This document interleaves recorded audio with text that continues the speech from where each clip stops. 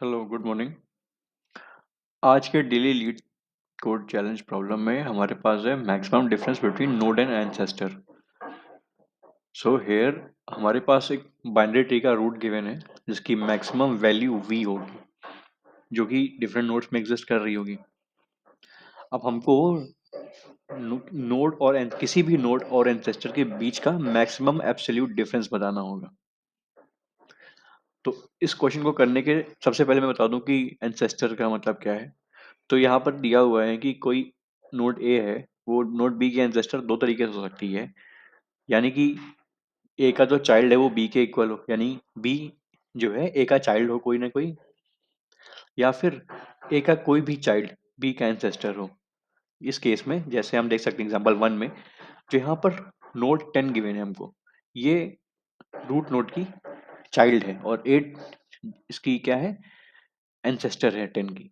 Similarly 14 जो है, 14 भी चाइल्ड है 8 का। अब 8 डायरेक्टली तो एंसेस्टर नहीं है, लेकिन 8 एंसेस्टर है 10 का जो कि खुद एंसेस्टर है 14 का। इस वजह से 14 चाइल्ड हो जाता है 8 का और 8 एंसेस्टर हो जाता है 14 का। तो इस क्वेश्चन को करने के दो तरीके हैं, मैं आपको दोनों बता रहा हूँ, उसके बाद एक करूँगा। तो पहला तरीका तो ये है कि मैं सब ट्री में मैक्सिमम और मिनिमम वैल्यूज को स्टोर कर रहा हूँ बॉटम अप मैनर में, फ्रॉम बॉटम टू टॉप। इसके लिए हमें क्या करना होगा, इसके लिए हमें पोस्ट ऑर्डर रिवर्सल करना पड़ेगा। हम पोस्ट ऑर्डर रिवर्सल करें बॉटम से अप और मैक्सिमम और मिनिमम वैल्यू को स्टोर कराते जाएं। दूसरा तरीका है कि मैं टॉप टू बॉटम यूज करूं। अब टॉप टू बॉटम यूज करने में मुझे प्री ऑर्डर रिवर्सल यूज करना पड़ेगा। तो मैं यहाँ पर तो प्री ऑर्डर रिवर्सल लूंगा, यानी कि top to bottom method use करूंगा, जिसमें मैं बाइनरी ट्री को प्री ऑर्डरली ट्रेवर्स करूंगा, root left and then right.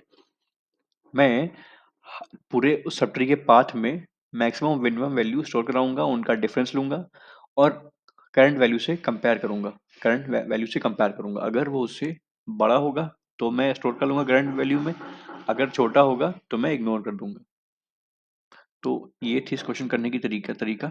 अब मैं इस क्वेश्चन को करूंगा। तो इस क्वेश्चन करने के पहले मुझे यहाँ पर दो चेंजेस क्वेश्चन, मतलब जो हमको सोल्यूशन स्टेटमेंट गिवन है ऑलरेडी, उसमें करना पड़ेगा। कि एक तो मुझे इसमें एक कंस्ट्रक्टर क्रिएट करना पड़ेगा।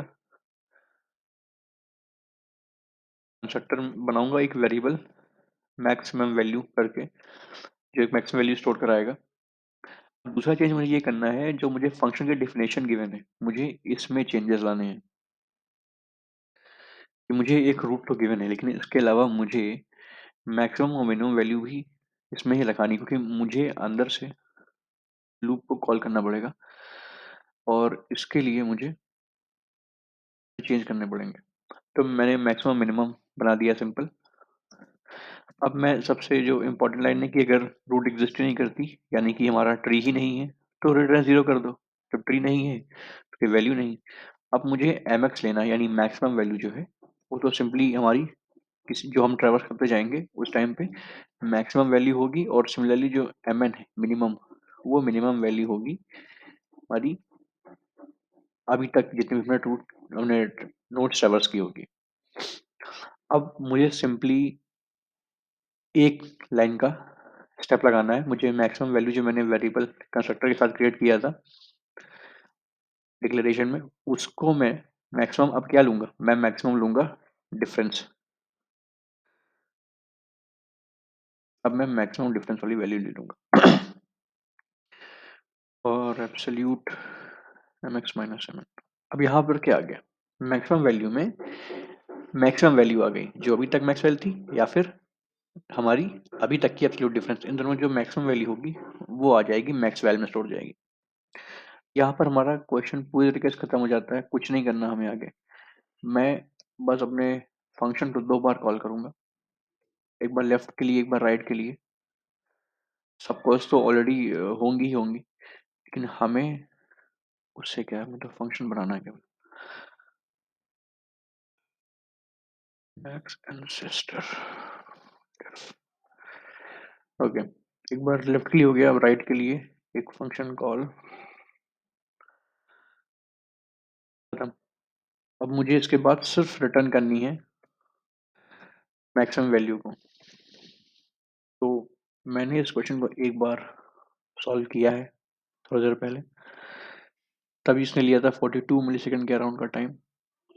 लेट्स सी अभी क्या लेता है। मैं सबसे पहले एग्जाम्पल टेस्ट केसेस रन करूंगा, क्योंकि उसमें एक कॉर्नर केस तो होना चाहिए।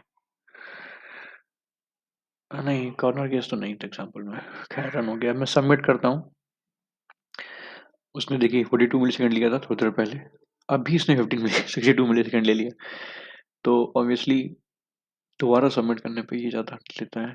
मैं एक बार और करूँगा तो ये कम ले लेगा, बट मेरी एक्यूरेसी ज़बरदस्ती बढ़ जाएगी, तो उससे बेटर है let's keep it here. Thank you, have a nice day.